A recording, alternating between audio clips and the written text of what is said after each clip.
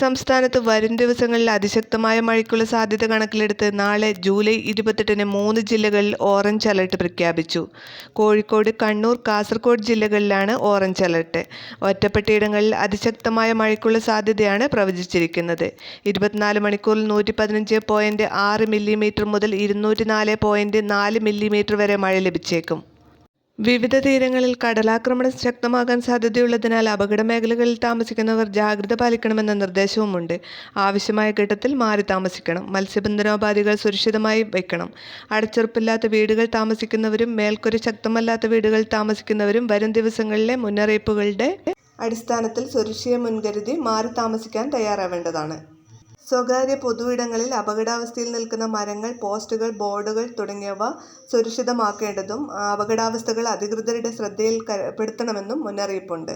ഇതുപോലെയുള്ള പുതിയ അപ്ഡേറ്റ്സിനും വിദ്യാഭ്യാസപരമായ അവധികളെക്കുറിച്ചുള്ള വാർത്തകൾ അറിയാനും നിങ്ങൾ ഈ ചാനൽ സബ്സ്ക്രൈബ് ചെയ്യുക. വീഡിയോ ലൈക്ക് ചെയ്യാനും ഷെയർ ചെയ്യാനും മറക്കരുത്.